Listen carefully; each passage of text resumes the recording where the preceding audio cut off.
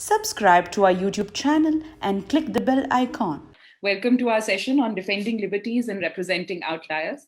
We have a very exciting panel who needs no introduction, but still, for the sake of formality, we're going to do little introductions. So I'm going to hand it over to my colleague Saujanya for the first couple.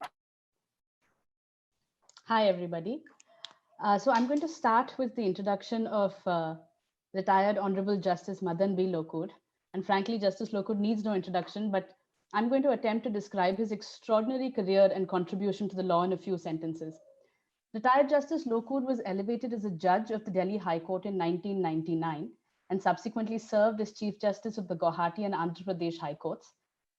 Justice Lokur was subsequently elevated to the Honorable Supreme Court, and in his over 6 years as judge of the Honorable Supreme Court, Justice Lokur has penned some of the most important judicial pronouncements of our time, be it the decision in Nandini Sundar granting protection to activists in Bastar, or the decision in Rakesh Paul reaffirming the very critical importance of default bail and protection against arbitrary arrest, or judgments protecting the environment from the elephant corridors in Kunur to the glorious Taj Mahal.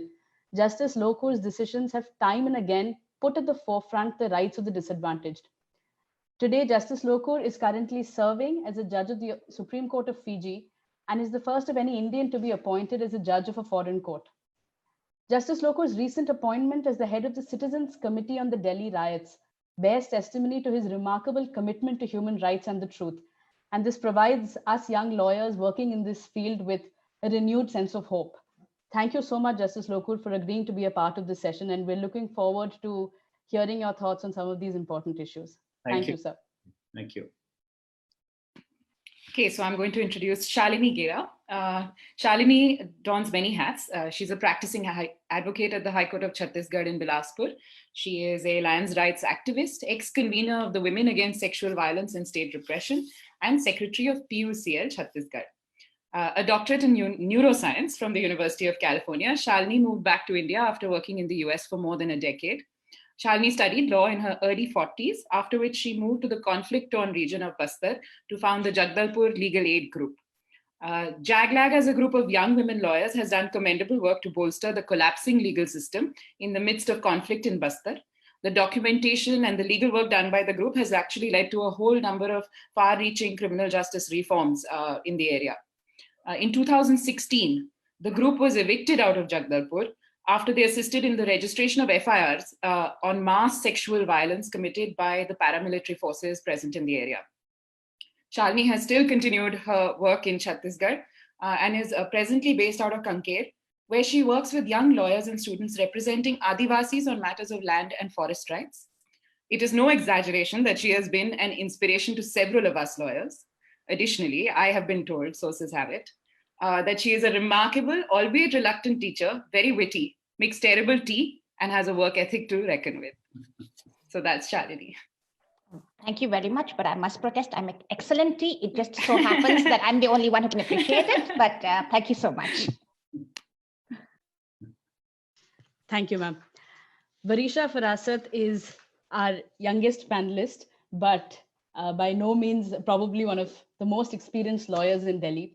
She is a Delhi-based advocate practicing across trial and appellate courts here. Her practice involves exploring intersectionalities of criminal law, human rights, and constitutional law. Varisha holds a law degree from the National Law School of India Universities and a master's from Columbia Law School, where she was awarded the coveted Henkin-Stoffel Human Rights Scholarship.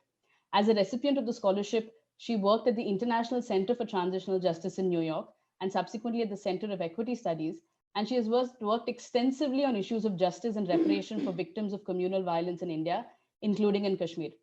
Varisha is also a co-author of a book titled Splintered Justice, which is an incredibly insightful and thought-provoking account into mass communal violence in Bhagalpur and Gujarat. Sources close to Varisha tell us that she is infamous for always being seen with a criminal manual in her hand. However, the CRPC is always on her fingertips. Thank you so much, Virginia. Thank you. I must say I'm not so young anymore, and I know how you know about the criminal manual. Of course, we have a source for that as well. Thank you. Thank you. So let me just give a little heads up about how we want the session to proceed. Of course, this is malleable as we go on. So we're going to do a slightly guided session. We have some questions for our panelists, and we'll be moving through those. I'm told that the chat box is active. So please do put all questions into the chat box, and we will keep picking them up through the session. And then, of course, we will try to have time at the end of the session to unmute the participants, and so that everyone can ask questions directly. But I can't promise that we'll have time. So given the topic, we thought that it might be interesting and it would be pertinent to begin with a discussion on the writ of habeas corpus, which is, of course, to produce the body, in case anyone is not a lawyer. It has been said that the writ of habeas corpus is the key that unlocks the door to freedom. It's also been said that the writ of habeas corpus has to afford a swift and imperative remedy in all cases of illegal restraint or confinement. I'm, of course, saying this from judgments because they've said it better than I have. And of course, the writ of habeas corpus is an invaluable tool with an ancient history and a lot of precedents. I want to pass the baton at this point to Justice Lokur for his views on the evolution of habeas corpus writ in recent times. And then I would, of course, request Varisha and Shalini also to weigh in with their perspective. And yeah, so I'm just going to hand it over to you, Justice Lokur. Yeah, thank you, Tara. Before I say anything on the writ of habeas corpus, there are two things that I would like to say. One is that I like this idea of a virtual canteen, right? I think it's a great idea and brings back old memories of the time when I was a lawyer and spent a lot of time in the High Court canteen and to some extent in the Supreme Court canteen. The second thing is that the topic that you have selected for discussion, defending liberties, I think is a very, very important topic, and I'm glad you've done that. And obviously you've got experts to talk about this.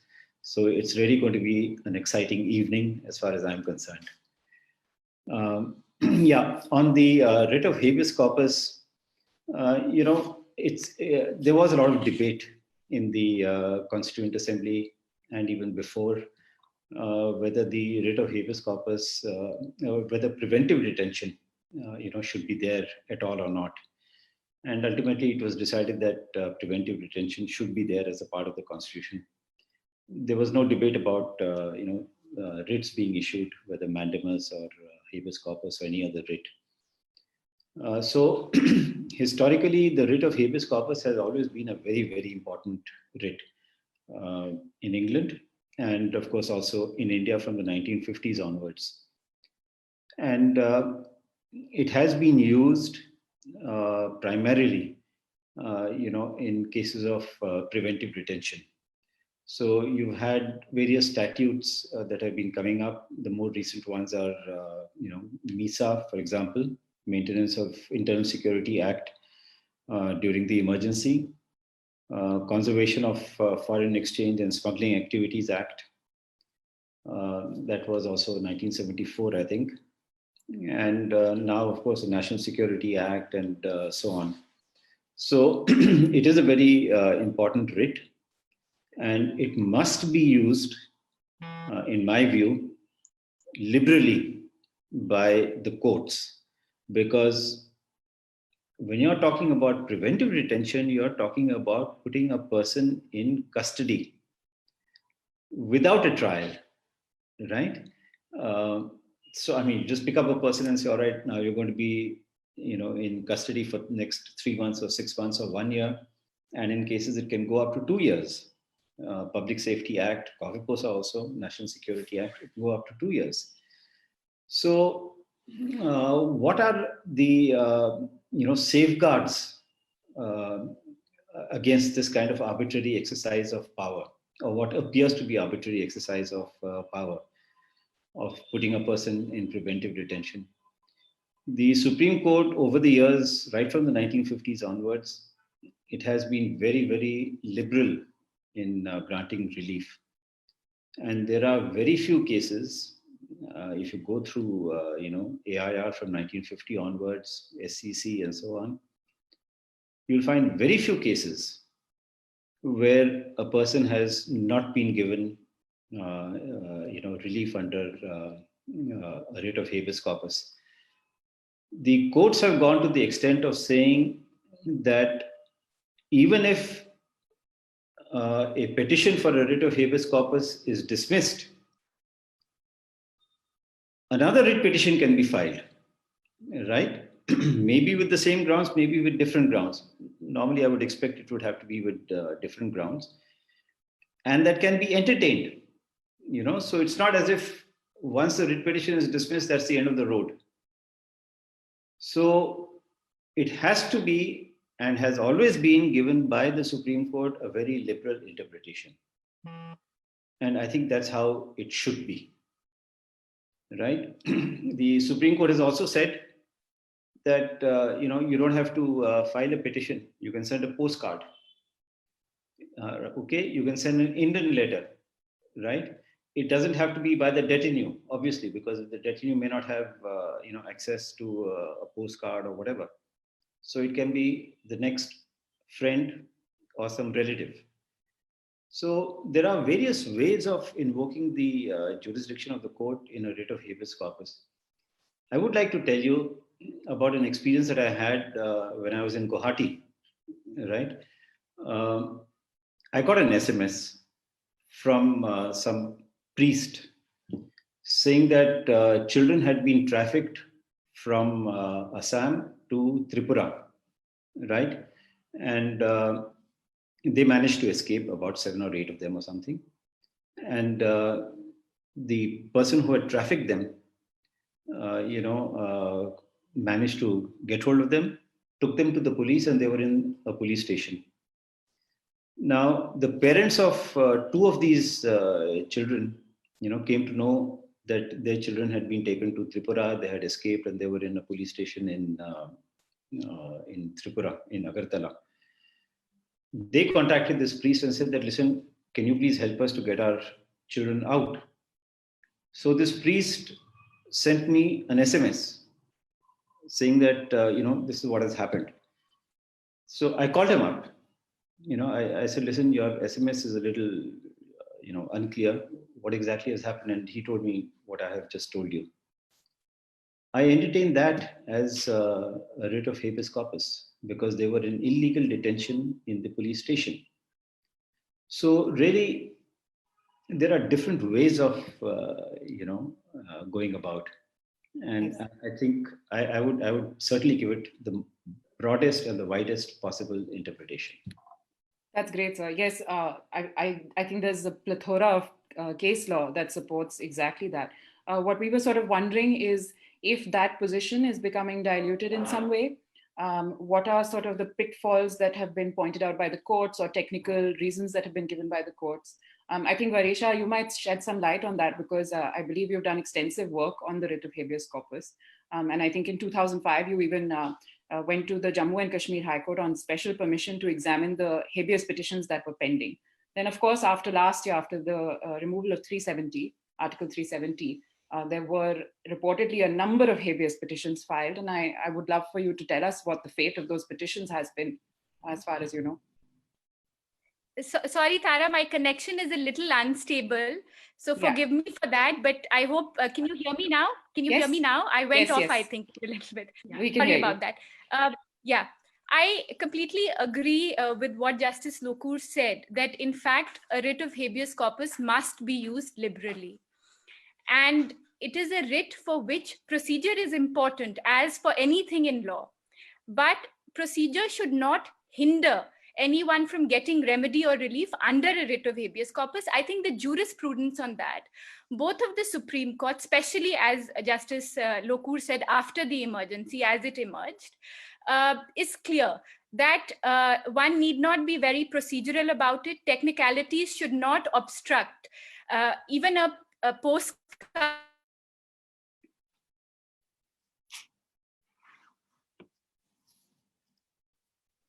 I think we've lost Varisha for a moment. I think she was saying that even a postcard should suffice and that technicalities shouldn't stand in the way. Of course, it's pretty interesting in the context of everything that's been going on. We know that Mr. Arnab Goswami filed a petition. Sorry, Varisha, you're back. I'm going to give it back to you. Yes. I'm very sorry about this. And so essentially, but two quick points I want to make is that what is going on right now, I think the writ of habeas corpus is a very, very time sensitive writ. And it must, so the courts must take it as seriously as the person who's approaching the court. Because at the end of the day, someone who is approaching the court with a writ of habeas corpus is going to the court mostly in cases where they do not have an alternate remedy, or where the state government or the central government actions are such that they do not have anything that can safeguard the liberty. And I think that to some extent may not be happening. And that is something definitely the courts, because their own jurisprudence is encouraging them to decide these writs in a very, very quick fashion, as swiftly. And I think one other thing I want to mention here is sometimes one feels, and this is something that, there amongst a lot of lawyers, that maybe tough questions of the state needs to be immediately, whether the detention state must be put to notice. And I think that is another thing that I think is to be lacking, maybe in the Supreme Court in some kind of cases. I think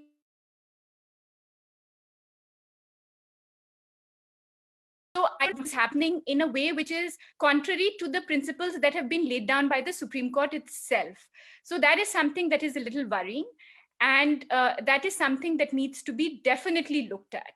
Those are the two things that I want to say. It is very time sensitive, and also tough questions need to be asked of the state, because a lot of the people, and I'll just once more talk about the Kashmir issue, that a lot of the people who were picked up immediately after abrogation were lawyers, journalists, people who were civil society activists. These were not, and even the political leaders. You had 3 CMs,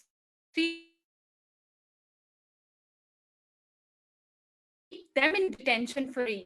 There's something that is going on with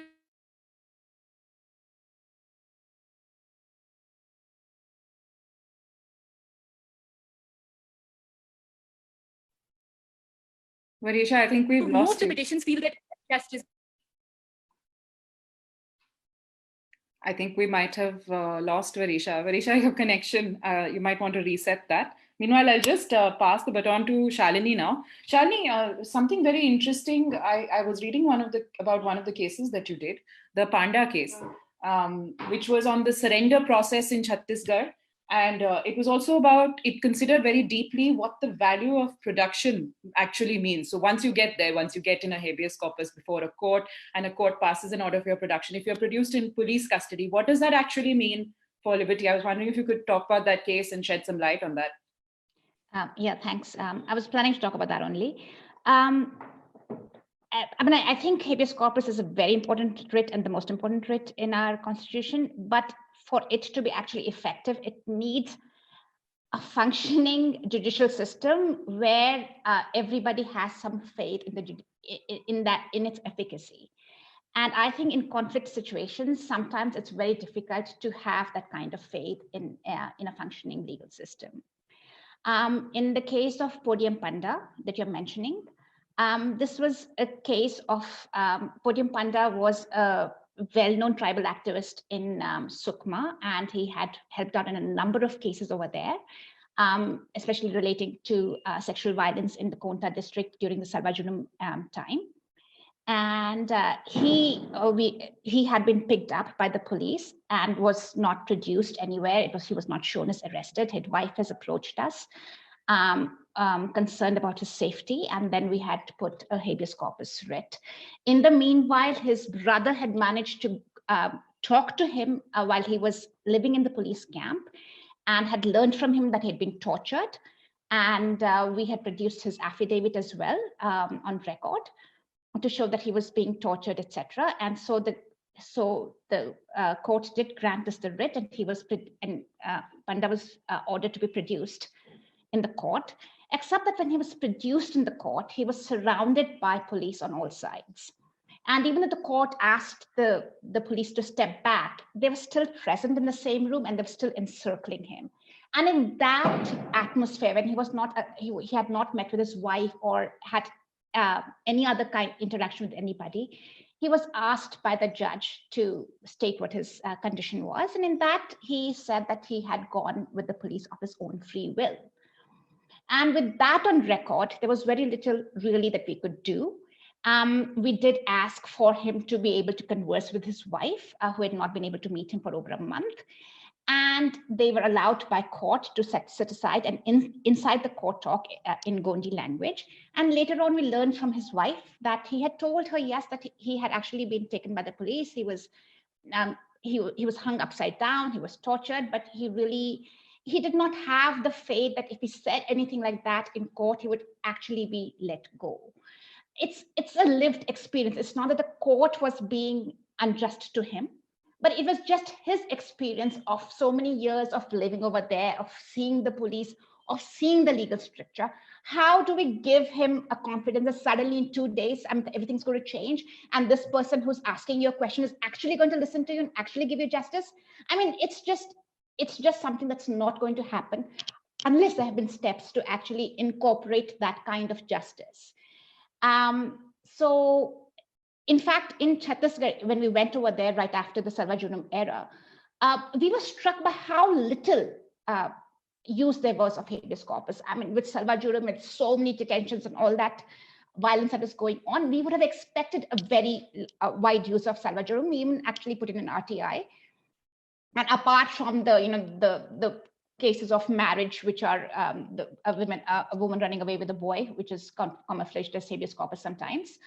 And there was only one case in the entire Salva Judum time that we found that was a habeas corpus relating to Bastar, and that was Lingaram Kudupi when he had been picked up. And so it just seems to me that that was a remedy that was really not tried. And when we lived and worked in Bastar, we felt that there was a reason why that was really not successful in those areas, because the way that the whole system had kind of collapsed over there was really no faith that anything's going to help people, and people were just simply not willing to put themselves to that kind of risk. That's very interesting you say that, actually. I think habeas was particularly pertinent for Saujanya and I when we were figuring out the session, because one of our first experiences as lawyers descending into the field of defending liberties, so to speak, was in December, when a large number of people were detained from protests and taken to police stations, and then kept for some time. And then, of course, in the context of Delhi riots, where in some cases our clients allege they have been in custody for 4 days, 5 days without being produced. But there has been very limited use of the writ of habeas corpus, and people have chosen to work with the system, with the police, saying, please, this person is a student, this person is not actually, he's a resident of the area, let him go, etc. And it's what you've said actually sheds light on why that might be. Varisha, are you back? Varisha? Okay. I think it's best if we move on. Saujanya, would you like to just take? So I think this segues into something that we wanted to discuss, and as Tara flagged, in the context of Delhi riots, for example, which is something that we've all been working on as young lawyers who sort of got thrown in, and we're criminal practitioners, but sort of got thrown into this field of law very recently. And it is a lot for the reason that in some of these cases, a lot of our clients have been charged under the UAPA. Now, with legislation like the UAPA and like Justice Lokur was also saying, some of these more stringent legislations, I think the difficulty that we see is that there are longer periods of detention which are permitted under statute. So, so 90 days would be the normal period for default bail, that can be extended to 180 and so on and so forth. This is, of course, not unique to UAPA, that this does exist even in NDPS, etc. And I think the difficulty that we face as lawyers is really at that point in time, strategically, what is important for your client. Securing liberty is obviously extremely important, because there is no way we can replace our experiences with what they are going through in custody. And of course, securing their liberty is very important. But what we've also seen sometimes is that there are other things that we're trying to fight. For example, evidence is not collected properly, or we are able to show, our clients are able to tell us that they were not at a particular place at a particular time. So there are certain other applications that we want to move. So I would like to sort of yield the floor to perhaps Shalini first, who's worked in this area really strategically as a lawyer. what would you prioritize over what? And we've been told time and again that UAPA litigation is a long-standing litigation. This is not relief that you're going to get in 1 day, 2 days, even 6 months, 1 year. So really strategically, where do you start? How do you go about this? Yeah, I mean, I really wish I had a very good answer to it. It's not that we've had so many successes in the UAPA cases. I mean, like, heck, we are celebrating that after 4 months of fight, we could actually get an 80-year-old man to a hospital who's facing dementia. And maybe in another 15 days, we'll be celebrating an 83-year-old man getting a straw in jail. So, I mean, I think UAPA is a really difficult litigation.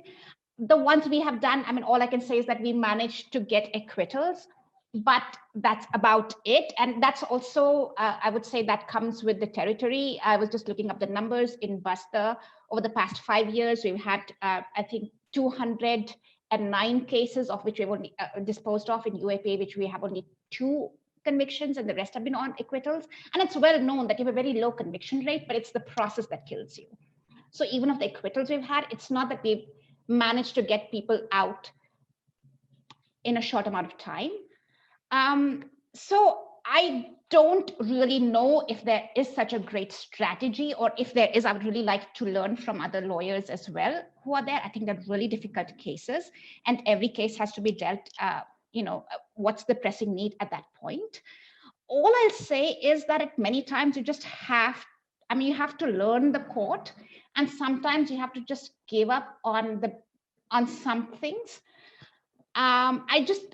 This doesn't entirely pertain to UAPA, but I just know that at the time we started practicing in Basta district courts, we noticed that really nobody was moving bails and nobody was moving discharge applications.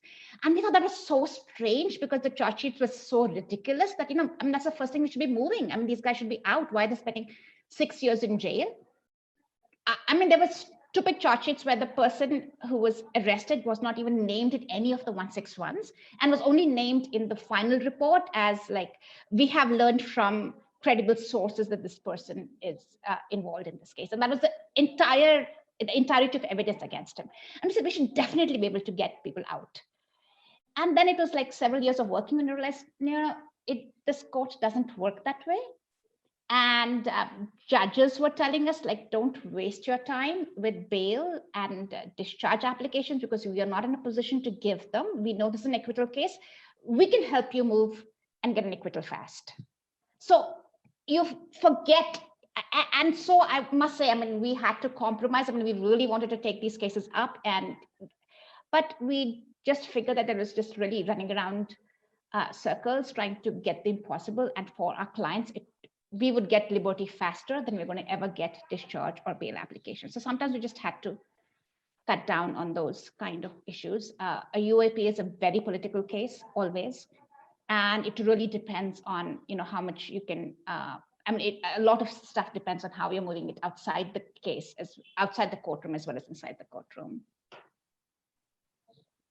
If I can just add to what Shalini said, I think one of the most important things is that these days, when you look at the investigating agencies, they are filing very, very lengthy charge sheets in this matter. I'll just touch on 1 or 2 issues, I think, of how we can maybe look at these cases slightly differently. And I think a lot of, in some of my matters, they're sub judice, so I can't talk about them, but charge sheets are 10,000 pages, 20,000 pages, 30,000 pages.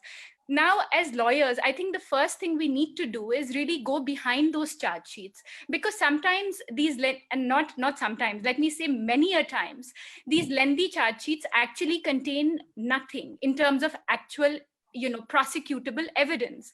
So I think as lawyers, first we should not get intimidated by these lengthy charge sheets. And second, as you would do in any criminal case, look over these charge sheets very carefully. A lot of it is electronic evidence. And in 1 or 2, I can talk about this one case where we moved for bail. And we got bail in a matter because the IP and the login ID numbers were different. And the investigating agency of course, they have all this document, they have all this forensic evidence, they have all this electronic evidence, but sometimes they don't really do their homework properly. And that's where the defense lawyer comes in, because you have to go behind all of these pages and see what is actually prosecutable. So that's one small thing. And the other, sort of, I think, a quick learning or whatever is to stay the course, because it will be very difficult. And the UAPA trials, at least in Delhi, they have been going on for years. And sometimes you ask the other side and you ask them, "Acha, ab aapko kitne witnesses lane hain?" And the prosecutor will tell you, "Abhi to 100 witnesses aur baki," and the trial's been going on for 10 years. So I think that, of course, it's very tiring. The accused don't have bail at that time, but like you would do in any other matter, you just have to stay the course. And another sort of very quick, cross-examination thing, I won't name the matter because it's still sub judice, but they were, the prosecutor in a UAPA matter were exhibiting the CD. Now the CD, the first few numbers were matching, but the last two numbers of the CD that they were exhibiting were not matching. And so the entire evidence goes. So I think at any stage of the trial of cross-examination, these are exhausting trials. I think one just has to keep one's patience and stay at it, and not get bogged down by the lengthy pages, because very often the lengthy pages may not have anything. Right. So if I could request Justice Lokur to shed some light on, so the nature of a lot of counterterrorism litigation, or this tough litigation, is that judges, who are special courts, which are designated for these matters, are obviously facing these extremely voluminous charge sheets. There are applications being moved left and right, and starting with basic things to things in jail, to larger things like bail. And then finally, we reach the stage on charge, etc., much, much later, because these are cases. And as your judgment also says, sir, the 167 right, of course, after the filing of the charge sheet is not something that we can come under. So in terms of training of judges, in terms of, would you think that there is some scope for some kind of assessment, some kind of training, some kind of clarity to be given to judges who are prosecuting these sort of complex cases, which are, of course, very, very long battles? Yes, there is no doubt that training has to be given. And, if I remember correctly, they have something called the Federal Judicial Academy in the United States. There was a tie-up between the Federal Judicial Academy and our National Judicial Academy a couple of years ago, right? And I think about maybe 20 or 30 judges from India had gone to the Federal Judicial Academy in DC, and they had, I think, a 2-week course over there. And people from the United States had also come to Bhopal and had given some kind of training. So there is no doubt that training has to be given. I think it has been given, but the problem is that in many of these instances, the judges get transferred. So these 30 judges who had gone, or 20, whatever the number, how many of them are actually working on these issues? Whether they have jurisdiction over these kind of cases, I don't know. It's also possible. I've had this experience. It's also possible that, the moment the training is over, they say, all right, now you go to some other place. So the entire training has, become a complete waste. I think, I'm not 100% sure. I think some judges from India had also gone. Some judicial officers from, not from India, from Delhi had also gone. But I don't know whether they are working on, these UAPA cases or not. If they are not, then they should be asked to work on these cases, because they've got the training, right? Resources have been spent by the Federal Judicial Academy, by the National Judicial Academy, by the Government of India, and so on. So really, this is a more a management issue rather than anything else. Yes, I have no doubt that training should be given. Training, like I said, has been given. What has happened to that, I don't know. But even now, I think it is more important that this training should continue. Whether there are any plans to continue with that, I'm not aware of it. So I'll leave this particular question with just one thought. So would you think it's possible that, for example, with the PC Act or with the POCSO, etc., these are timed trials. So they're required to be finished in 6 months, 1 year, etc. There is a process in the West where they do day-to-day trials on a single issue. Is that something that we could incorporate into our system for certain of these offenses, which already carry long incarceration periods? So at least in order to sort of salvage something and ensure that this process is hastened a bit. Yeah, it must be done. It must be done. But I'll tell you one practical difficulty. In CBI cases, for example, when I was in the Delhi High Court,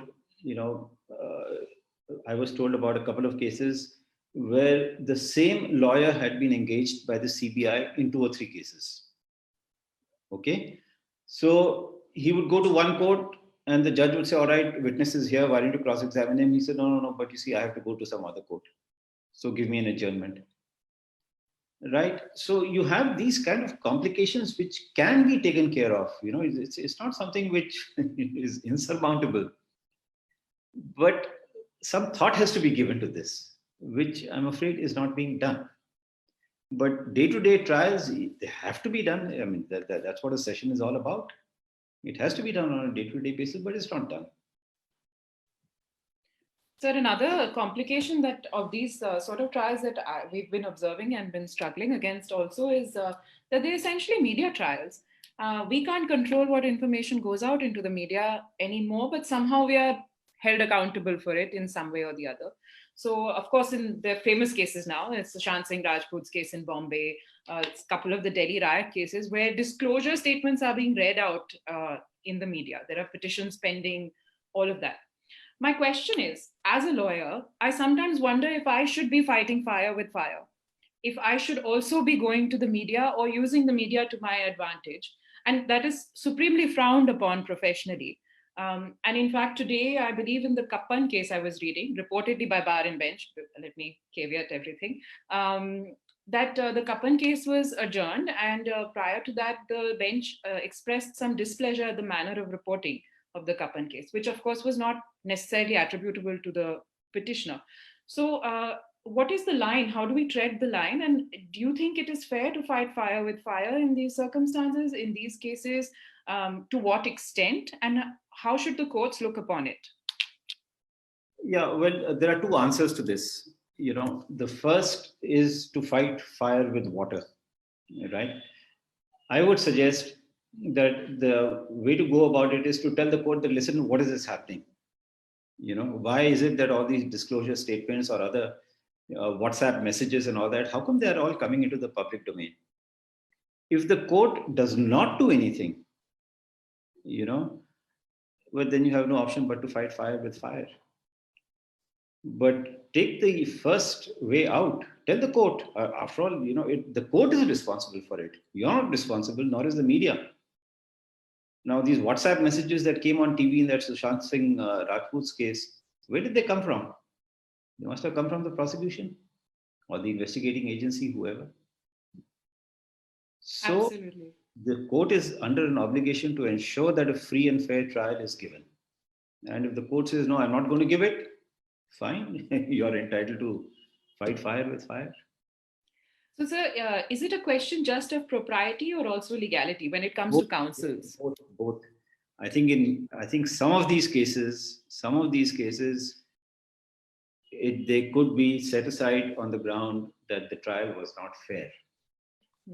If the investigation is not fair, the case has been thrown out, right? The prosecution case has been thrown out. If the trial is not fair, it has to be thrown out. Thank you.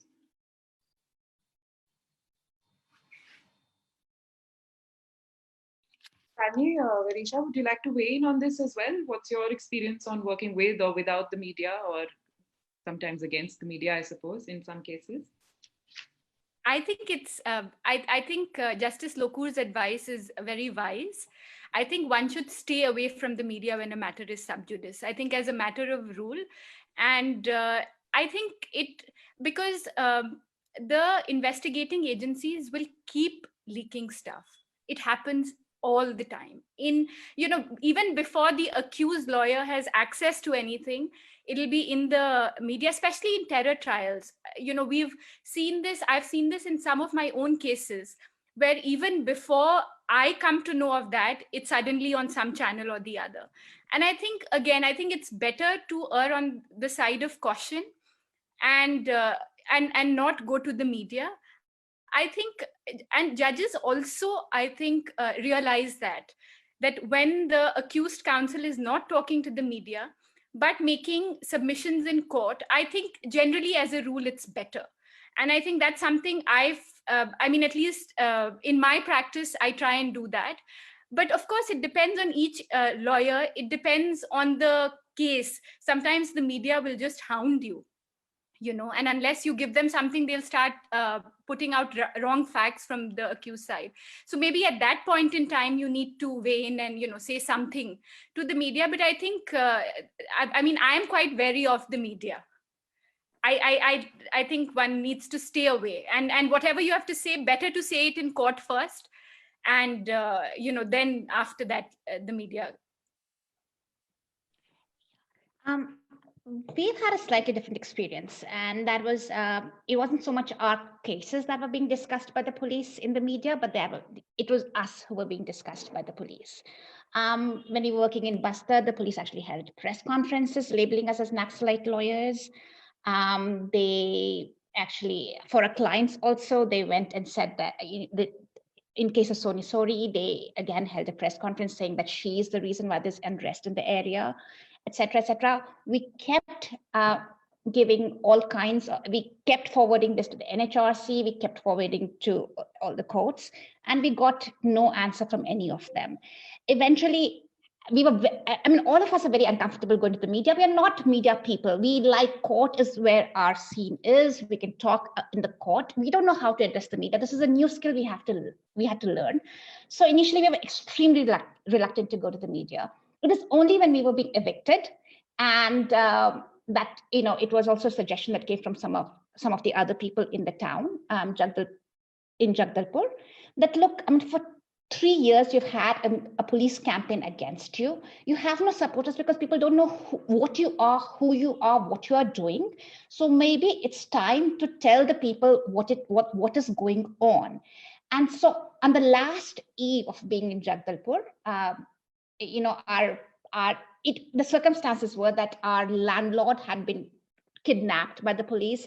His vehicle, which was his source of livelihood, had been seized by them and was going to be returned to him on the condition that he evicts us. And in 2 days, we had to be evicted from there. And the atmosphere in the town was terrible. There were rallies being organized by the police under police protection against us, etc. And so in that environment, we said we had to speak out. We had to tell people what was happening to us. And so we did. That was the first experience of holding a small press conference. We didn't even know. We had no press room or anything. We just called people to a cafeteria and addressed them and told them what was happening to us. And we left. And then we thought, the media actually covered us and gave our point of view, gave us space, and we were really surprised. And 2 weeks later, when I had to go back there to cancel my telephone, etc., I walked into the BSL office, and there are people saying, "Oh, you are the person. What happened to you was really wrong, and this should not have happened." And I was just really surprised that, there were people willing to listen to our side of the story. And maybe sometimes it is worth going there and talking to people about your side of the story too. I know this is it's a different situation from what we're talking about. We're talking about cases, but it just, media, sometimes you need the media also to present your point of view. So I think this actually ties in very well with what we wanted to discuss next, because, part of our session, of course, it's on defending liberties, but it's also on representing outliers. And here the representation is by lawyers. So what we've seen of late is that there is this labeling of someone being an activist lawyer or a movement lawyer, and it's almost said as an insult. It's not really said as something that is meant to be positive. So I think and this is something that we have seen of late, that there are a lot of course, there is criticism coming from the investigating agency ad nauseum, but there are also a lot of very scathing remarks made by judges in courts or orders written, sort of trying to cast some kind of aspersion on why a particular lawyer would take up a particular case. And I think, especially for young lawyers, and I can't stress this enough, but for young women lawyers, this becomes very, very difficult because it's already a field that is sort of male-centric, male-dominated. And over and above that, you are either an activist or a lawyer, and apparently you can't be both. So I would like to hear some of your thoughts or experiences on how exactly do we overcome this? How exactly can you toe the line between being both, between believing in your cause as well as sticking to the law and representing somebody because there is an illegality that has been committed? And we can start with Varisha. Yeah, so I think it is very worrying. The trend itself is very worrying, and I think it's increasing over the last 2 or 3 years. 2 or 3 things that can be done immediately. I think one, there has to be immediate solidarity from the bar itself. And I think here, I think we all need to rise above our personal ideologies. And, I'm talking about a cross section of the bar in any such case must support and must come in support of the lawyer. It doesn't matter who the lawyer is, but these are clear, especially if judges are, naming lawyers and targeting them sometimes, like we saw in a recent trial court case. So I'm saying those kinds of things are just unacceptable because the lawyers will not be able to do their professional duty, and therefore the bar must step in. And I think there is some responsibility on the senior members of the bar and the association heads, the bar presidents, to come and to assure the lawyers that we are with you. And that solidarity, I think, will go a long way. Apart from that, I think solidarity amongst lawyers who are doing this kind of work, but also other lawyers who are just your colleagues at the bar, must come and step in. And I think that kind of solidarity must be sought sometimes, because maybe people want to help or want to, sign a letter, maybe want to do something, but they don't know how to. So I think one can always approach. And the third thing I think is, I think the bench also must keep a close eye on these kind of incidents, because at the end of the day, we are here because we appear before the judges, and I think that we also feel safe and secure because we know that the bench is there. We appear regularly before those benches, and so I think there is some responsibility even on the bench that whenever such incidents come, that I especially talk about the high courts and the Supreme Courts that are courts of record and the superior courts, that they must sometimes, if something is going out of hand and these things are getting reported in the media or something, they must take suo motu cognizance, and maybe these kinds of incidents should be stopped immediately. And I think there has to be continuous conversation between the bar and the bench, and the seniors of the senior lawyers and senior members of these associations must help in these cases. I think absolutely that is hopefully something that we will see going forward in these cases. But I'd like to ask Justice Lokur for his view on this. Sir, so of course, over your extensive practice, both as a lawyer and then subsequently as a judge, do you think that there is sometimes a feeling that it is difficult to hold on to your ideology, and whatever that may be, as well as professionally carry out your responsibility in terms of the law? And I think one additional question is, isn't it possible that the only way that law really develops is if somewhere we also bring in our ideologies into the manner in which we are practicing, in the manner in which we're trying to interpret certain provisions that already exist on the statute books? Yeah, well, that's an interesting question. It's like this, by and large, I would say that, your ideology should not come in the way of your professional assignment. Okay. If it does, then it means that a person who does not have your kind of ideology, you're not going to defend him. So I think ideology and the profession should be kept apart. But there would be some instances, where you might find that it's better to sacrifice, or you think you think it's better to sacrifice a particular point for the sake of maintaining an ideology, or maybe the interest of a client because of the ideology. That I think would happen on a very, very rare occasion. But like I said, if you're able to distinguish between these two, I don't think you would have a problem. You can, of course, tell the court that this is what you believe, right? And even though you may disagree with what your client says, that nevertheless you have to defend your client, right? Because you believe that what he has done is not a criminal offense, or whatever civil case or whatever it is. And I'm sure the court will understand. It's unlikely that a judge has not had an experience of somebody who's canvassing a point of view which is perhaps in a sense a lost cause. That happens every once in a while. So I'm sure the judge will understand. Yeah. I just want to say one thing about what Varisha said about judges criticizing lawyers. I think that's very unfair. To target a lawyer on the ground of ideology, or because the lawyer is appearing for a particular kind of clients. I think that's very, very unfair. I can tell you, we've had lawyers who have done nothing but preventive detention matters, or a very, very large number of preventive detention matters. There were hundreds of Kafeposa cases that were going on.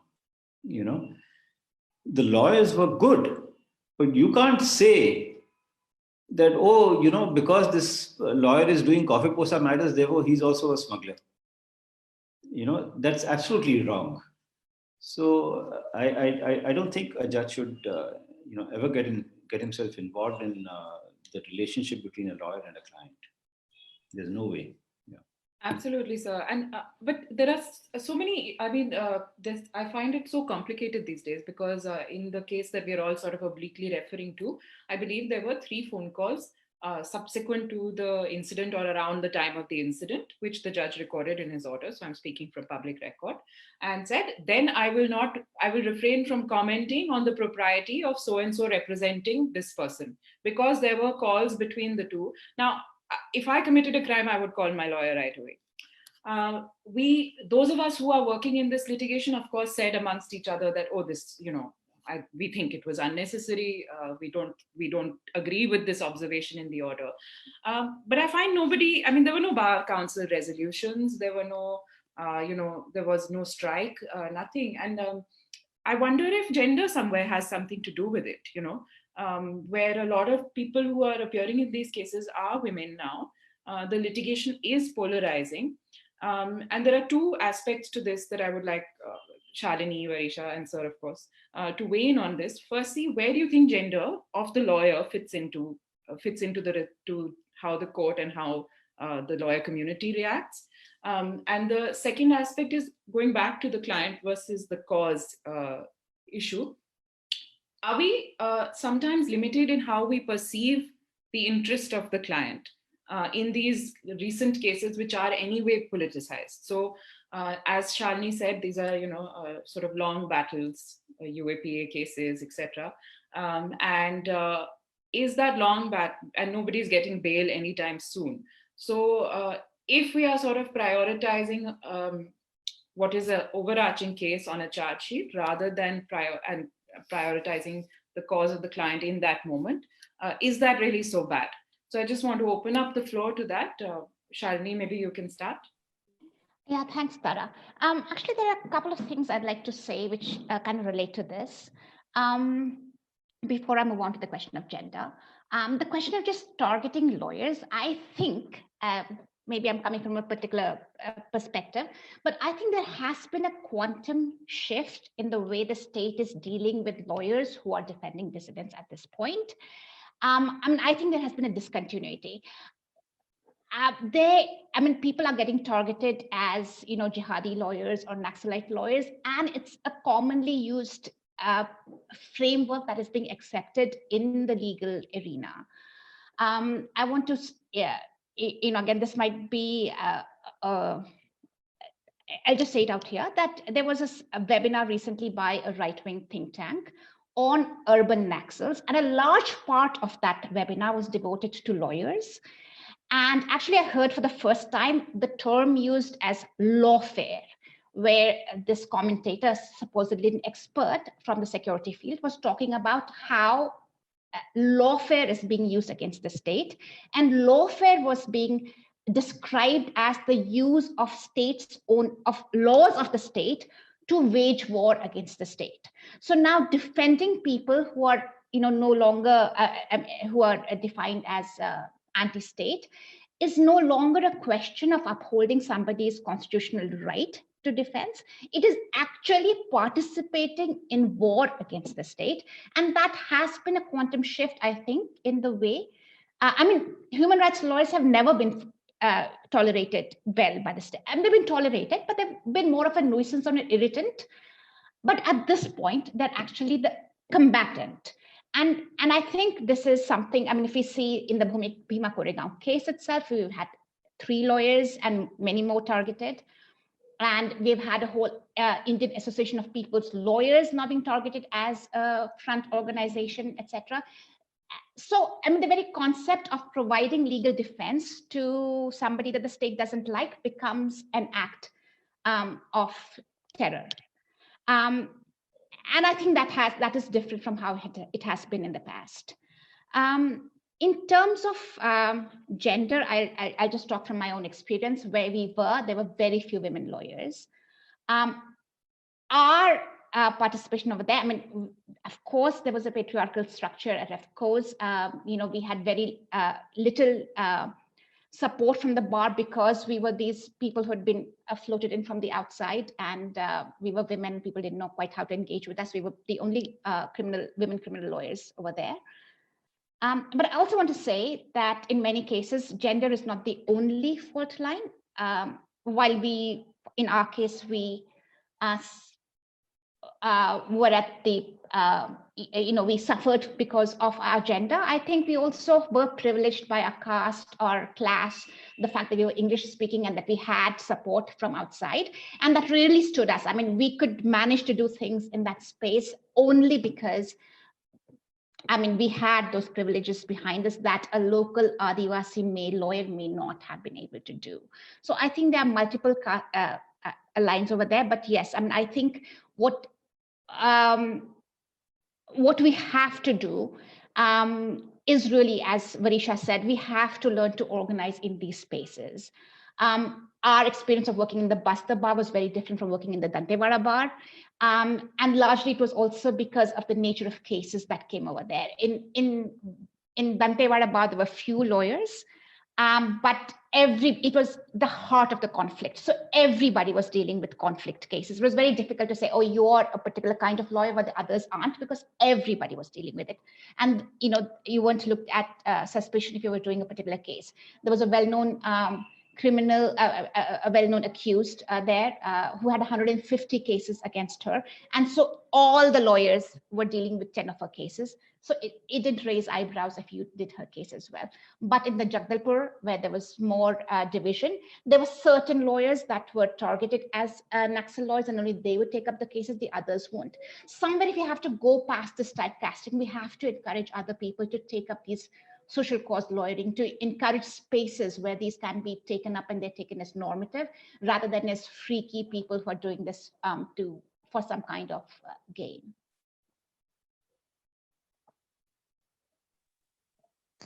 So we'd like to just open it up perhaps to some questions, because I see that we are running out of time.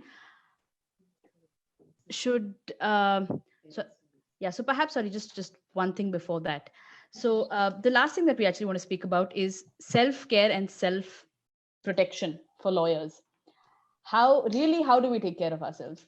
I think, and not just emotionally, but really, how do we build ourselves as lawyers? How do we sort of try to put the politics behind and do what it is that we are legally trained to do. And if I could open with Justice Lokur, sir, if in your years in the field, do you think that it is different for the way men practice and the way that women are being treated at the bar? Is there a shift? Is there likely to be some betterment in the treatment? And yeah, so I would like to start with you, sir. Yeah, okay. When I joined the bar, there were very few women lawyers, right? And when they were, tolerated, if you understand what I mean. But over the years, from the 1970s onwards till the time I left the Delhi High Court, the number of women lawyers has obviously increased. The number of women judges has increased. 1978, I think, was the first time when a woman lawyer was appointed as a judge, Justice Leela Seth, right? And then Sunanda Bhandare came, and then so many others came. And today, Delhi High Court has got so many women lawyers. So there has definitely been a shift, and it's for the better. There's no doubt about it. Between, say, the 1970s and today, there has definitely been a shift. Whether they are being discriminated against, I don't know. I really can't say that. But I can tell you about the Supreme Court. I don't think there has been any discrimination. I've been out of touch with the Delhi High Court, and I would be extremely surprised if somebody told me that women lawyers in Delhi High Court are being discriminated against. I would be quite surprised. But I can tell you in the Supreme Court, there is no such discrimination. The second thing, about this solidarity aspect, which Varisha had adverted to, I think that's very, very important. The bar in the 1970s or 1980s was a small bar. I mean, there were a large number of lawyers, but nothing compared to what you have today, So therefore, you have, groups or, ideologies or whatever you may wish to call them. That makes things a little complicated. I'll tell you, one instance in the 1980s when this thing about the Bofors scandal had come up. One of the accused persons was Vin Chadda, right? And one of the allegations made was that, the government had sold itself out for the purchase of Bofors guns and so on and so forth. Vin Chadda was supposed to be one of the prime suspects, the conduit or whatever. His lawyer's office was raided. Okay, they wanted to find some documents in the lawyer's office. They thought that the lawyer would be having those documents. The lawyer managed to speak to somebody in the executive committee of the Bar Association, either the president or some member of the executive committee. Immediately, 10 or 15 lawyers went to that lawyer's residence and told the cops or whoever, FERA people and all that you can't do this. The communication is privileged. They said, oh, but national security and national interest and this, that, and the other. They said, well, you can say whatever you like, but the communication is privileged by law. That's where solidarity comes in. Right now, today you have a huge bar, and to have that kind of solidarity that was there in the 1980s, might be a little difficult, but it's very, very important. I think it's a good idea to discuss this with the representatives of the bar, executive committee, president, vice president, secretary, and so on. Yeah, so thank you for that, sir. Now, I think it's time for us to stop discussing. But one thing I want to leave everyone with, we want to invite you, all three of you, to tell us a personal story, a mistake story. The reason for this is, many of us are very hard on ourselves. We miss a date, we don't file an application, we miss an abatement, we think we have committed a cardinal error. Sometimes even if we do the right thing, today I had a colleague call me feeling really upset. Why? Because she informed an IO in Punjab that he could not produce a UAPA accused before a judicial magistrate's court, that there is a special court that he has to be produced before. So the police got the chance to rectify their mistake, and we lost a strategic advantage. So she was really upset about this. And I said, well, you did it with the best of intentions. So I think a lot of the younger colleagues especially are very hard on themselves. So can I invite you all to tell us one story, one error story from your careers and how that has impacted you or informed you going ahead. So maybe we can start with you. Okay. I'm not sure whether it's an error, but I will tell you about this. I had mentioned that there were a very large number of coffee posa preventive detention cases pending in the courts in the Delhi High Court. I remember one day when there were about 6 or 7 matters listed, item number 1, 2, 3, 4, up to 6 or 7 or something, in the court presided over by Justice Sunanda Bhandare. And as luck would have it, not a single lawyer for the petitioner was present, right? And Justice Bhandare said that, okay, we'll take it up after lunch. We'll wait for the lawyers and we'll take up these matters after lunch. And I said something, I don't remember what I said, but something to the effect that, what's the hurry? We can take it up tomorrow. Something, I don't remember the exact words of what I said. So she got up and she said, no, we are going to take it up after lunch. I said, fine, that's okay. And I was also told that you inform the lawyers to be present. I said, fine. And during the lunch break, the judges had something called a pan club, right? So after lunch, they would sit down and have pan. And in the pan club, Justice Bhandare complained to the other judges in the pan club about what I had said. So I got a phone call, first from Justice B.N. Kripal, saying that, what did you tell Justice Sunanda Bhandare? So I said, what did I tell her? So he said, no, she's very upset with you, at what you said. So I tried to figure out what I had said, which would have upset her. I didn't know. But anyway, he said, listen, you better go and apologize to her, explain to her what has happened and be done with it.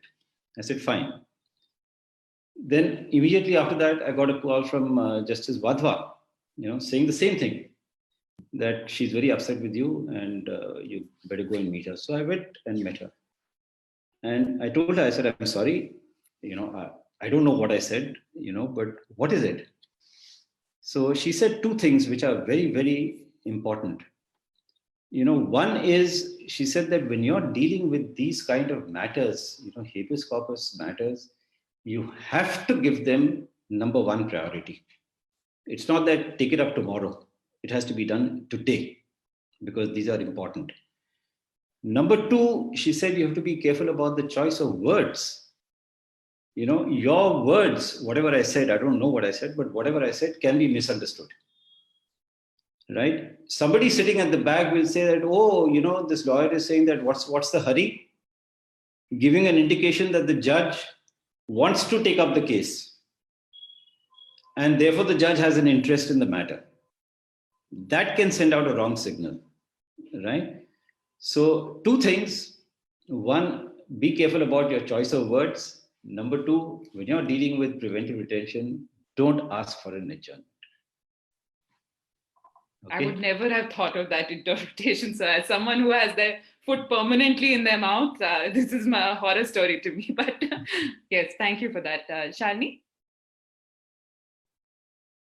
Yeah. So I have many faults and errors I've committed, and had very embarrassing moments in court. I just say 2. One is legal, one is non-legal. So all my colleagues know that my biggest terror in going to the High Court is that I always forget to address the court as your lordship or your honor, and it's either my district court training or the fact that I used a very casual atmosphere in the US or whatever. I end up calling the judge sir or something respectful, but not the way I should be addressing. And that's been a perpetual nightmare for me to actually remember. I keep pinching myself to make sure that I remember to address the court in a better manner. But as all my colleagues will testify, that that's something that they've really had to drill into me very hard. I've been lucky that I don't think the judges have ever taken it out on me personally, but I think it's just a matter of touch and go. But my most embarrassing moment in court was in Dantewara court when I was, we had a long, we had to go by bus to the Dantewara court. It was a 2.5-hour bus journey. So we'd get up very early in the morning and in half sleepy manner, go to the court. And I found that day that everybody was looking at me very strange, but I couldn't figure out why they were looking at me so strangely. And I went to the court, I did my due, I came out and I was sitting somewhere. And as I said, I was the only woman lawyer over there. Finally, a policewoman, an escort, she was escorting the prisoners that day. She came up to me and said, can I talk to you? And I said, sure. What's it? She said, can I go to your corner and talk to you? And I said, okay, what's up? And she says, you're wearing your salwar inside out. And then I said, oh, oops. Now I know why everybody's been looking at me so strangely. And thanks to her, and she became my lifelong friend after that. And every time I used to go and I used to say hello to her. So yeah, that was really embarrassing. But yeah, people have to go through that, I think. Varisha, it's your turn. You've had some time to think about a good embarrassing story. I don't think I can match either of these embarrassing stories. I have to say that. No, but, I think many of these, we've all been embarrassed in court many a times. But just one quick, it's not a story as such, but just to say that when we are out of law school, I think the first thing, we are so, and apologies to Justice Madan Lokur, but we are so obsessed by precedents because we are, you're reading judgments constantly all the time. And the only thing, you never think of the facts at all in any case or in any matter. So I remember in a matter, and I'll not name which court, but I went on and on and on, quoting some precedent or the other. And this is very early on in when I had started practice. And the judge looked at me and he said, are there any facts also in this case? Or are you going to just go on and on of some, facts of some other case? And that's actually when I realized how precedent is very important, but actually facts are what makes a litigating lawyer, because each fact is different. And that was the way, the judge was very kind to me. I think I would have bored him for, I don't know, quite some time before he said, are there any facts also in this case that I need to know about?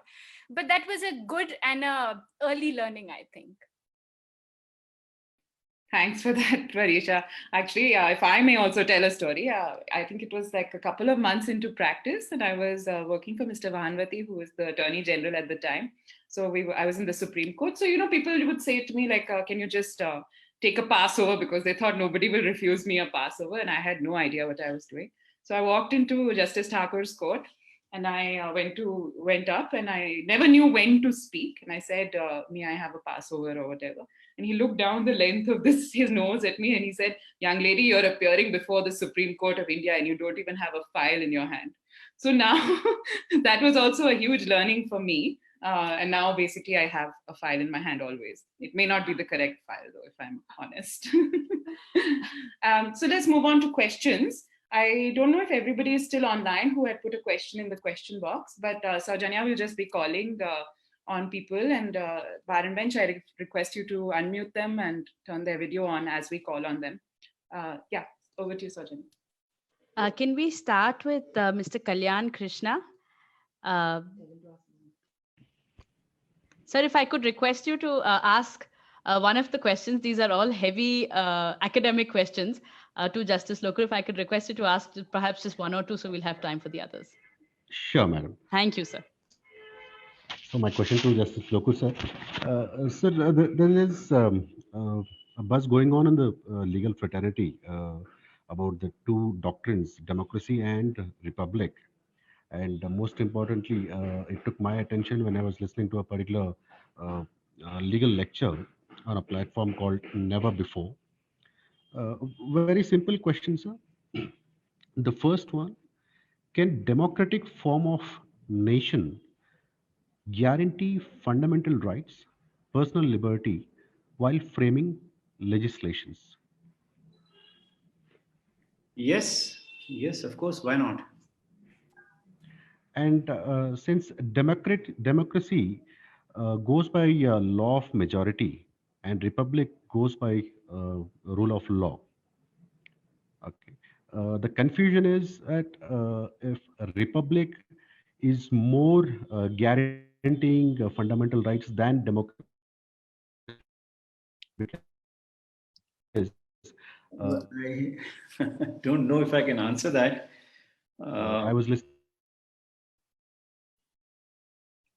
Yeah, I think he's gone off.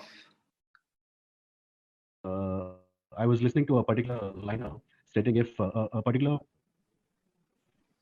Hold on, I can listen. Sir, I think he's back online now. Yeah, sorry, I didn't get your question. Sir, which is more guaranteeing fundamental rights? Is it democracy or republic or both? I think both. India is a sovereign democratic republic, and we have. Yes, sir. I don't That think is a very conflict we have, since both these doctrines are quite opposite in nature. Uh-huh. How can a country like us be democratic and republic? Either it has to be republic or democratic. Since the doctrines itself, the quite meaning itself is opposite. How is this possible? I don't know. We've survived for 70 years, so I suppose it is possible. Sir. So the core doubt is that, sir, say for example, if there is a legislation made that say all the houses in a particular colony has to be painted yellow. Okay, and now since that is a law of majority, and the government goes on painting, and I have some irritation towards that color, Sorry, and I don't Kalyanji, want I to. think we have to move on because we're already Okay, over okay, time. So I'm actually going to have to call on the next person. Madan Kure, are you thank there? you. Thank you so much. Madan, are you there? Okay, so if I may just say out Madan's question, actually, because it's an interesting one. He had a question about whether, I suppose, is the first part, and why the Apex Court may be discouraging Article 32, because it came out in the news recently, where the CJI was quoted as saying that we are trying to discourage Article 32 writs. So, sir, would you weigh in on that, please? Yeah, well, I don't know why he said that, but I would imagine that one of the reasons could be, the overload of cases. That there are just so many cases which are coming under Article 32, right? That it's kind of becoming a sort of an overload. Maybe that's the reason, but you see, it's like this. You have various categories of cases. You have cases pertaining to personal liberty, for example. Now, you can't say that, I will discourage Article 32, even if it's a personal liberty kind of case. You have cases of public interest, which affect, two or more states or maybe the entire country. For example, environmental litigation and all that. You can't say that, I'm sorry, I will not entertain it. You go to the High Court. The High Court has no jurisdiction. Delhi High Court has no jurisdiction over Punjab or Haryana. So really, it could be in a kind of a case where personal liberties are not involved. I mean, directly. Indirectly, of course, it would involve personal liberties, but there is no direct involvement of a personal liberty, or it is not a question of such great importance, which is going to have an impact on the entire country. Or it could be something, where there are questions which require, a local understanding of the situation. So it could perhaps, I'm just guessing, it could perhaps be, something like that which the Chief Justice had in mind. But yeah, I issues of personal liberty or public interest kind of cases.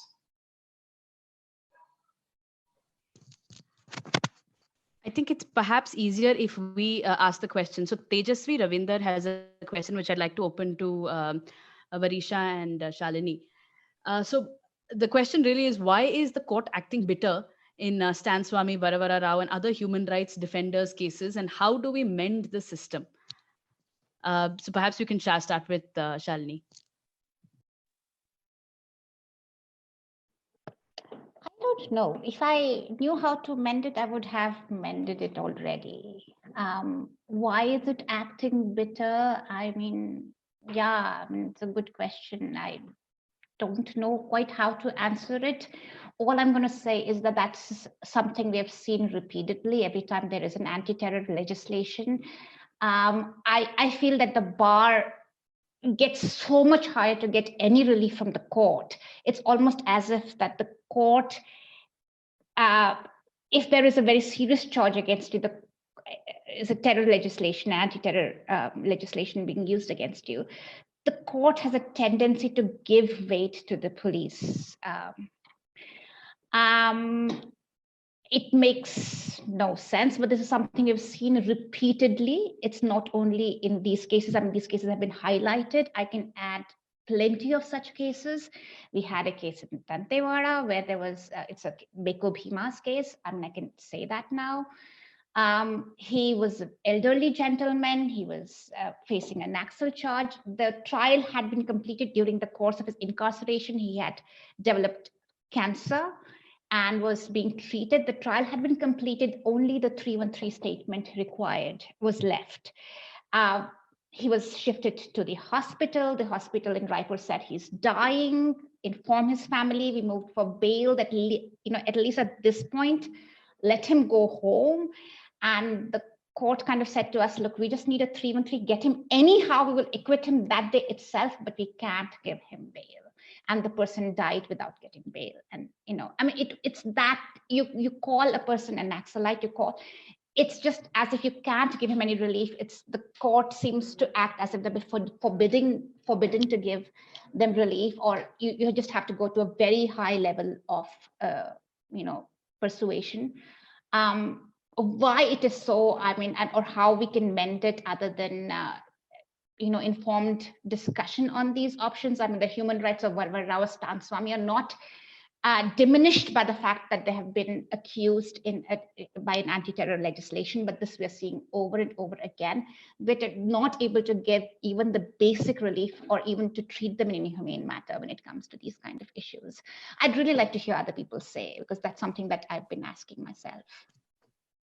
Varisha, if you'd like to. Yeah, just quickly, just to say that I think Varavara Rao and Stan Swami is just one example. And it's obviously very sad what has happened. I'm also for one of the co-accused in that matter. So I don't want to specifically talk about that case, but to highlight that what has happened, and especially in the last 4 or 5 years, is that UAPA is being added to general FIRs for dissenters and for people who the government finds inconvenient. Either they are dissenters or political opposition. And that is the problem. So, of course, Varavara Rao and Stan Swami, they represent that. So when you criminalize dissent and you target people by adding UAPA to the FIR only because you know that the 43D25, the bar of the bail is there, then in some ways there is mala fide right from the beginning. And that is something I think that is generally happening, and that I think that the courts, and I think especially the higher courts, must be alive to that. I don't know what is going to happen to it in any particular case, because I cannot talk about it. There are many different cases, many different lawyers. But I think this is definitely coming out as a problem. And the investigating agencies, I think to some extent, have to act responsibly. And I think if they are not acting responsibly, then the courts must step in, because I think it's becoming too brazen for anyone's comfort. And I think that's very important. I think that actually echoes all of our thoughts, Varisha. Thank you so much for that. I would like to end with Justice Lokur. Sir, do you have any closing thoughts on this idea of defending liberties? I mean, this is a country which has constitutionally enshrined rights of free speech, rights of procession, rights of protest, rights of defending what people believe, and really where are we going as a country? How do we go about defending this, and how do we bring our judiciary back in line with our constitution? There are two things. One is a loss of liberty in the sense of being in jail, right? The other is a loss of liberty in the sense of not being in jail, but not being able to say what you want to say. Okay. So there could be a ban order, right? Or a gag order or something, but you don't have to go to jail for that. All right. Now, if you're talking about, going to jail, one of the things is that why should the liberty of a person be defended? If you go to the jail, and let me tell you, I've had occasion when Justice Leela Seth was appointed as a commissioner to look into the circumstances that led to the death of Rajan Pillai in 1994-95 or something. One of the terms of reference was reforms in Tihar jail, right? So she had appointed me as her counsel for the commission, Justice Leela Seth, and I went to Tihar jail with her. Because we were going on an inspection, they couldn't hide anything from us, right? What I saw over there, and of course what she saw, she's written in the report, but that gives an indication of why the liberty of a person should be protected, why the liberty of a person should be defended. So really the conditions are horrible. Okay, so it is very, very important that at all stages, the liberty of a person should be defended. If you're not going to jail, it still doesn't matter, because you are being deprived of a particular fundamental right. It could be a right of movement. It could be a right of speech. It could be a right of assembly. Why should I be told that you cannot protest over here, but you have to protest over there? So it's a whole lot of these rights which need to be defended. And I think whichever way you look at it, if you're talking about a free citizen, these rights have to be preserved. And I think lawyers, have to ensure that these rights are preserved. Thank you so much, sir, for that. And I have nothing more to add as by way of closing remarks. I'm sorry, guys, I can't ask the other questions. I think we have to draw the session to a close. We've already kept the panelists for 15 extra minutes. Thank you, everyone, for joining us for this virtual canteen. The next virtual canteen by DHCWLF, that's the Women Law Forum of the Delhi High Court, will be on the 4th of December at 5 p.m. and it'll be with Justice Mukta Gupta. The session is going to be moderated by Nandita Rao and Nidhi Mohan Parashar. The topic is on transforming lives as a woman judge and as a lawyer. So we hope to see you all there again next on the 4th. And we'll be sharing details for registration, etc., sharing the poster and so on. And thank you so much, Justice Lokur, Shalini, Varisha, all of you. This has given us so much food for thought. Thank you. Thank you, Bar and Bench. Let me not forget our wonderful hosts as well. So thanks. Thank you so much. Subscribe to our YouTube channel and click the bell icon.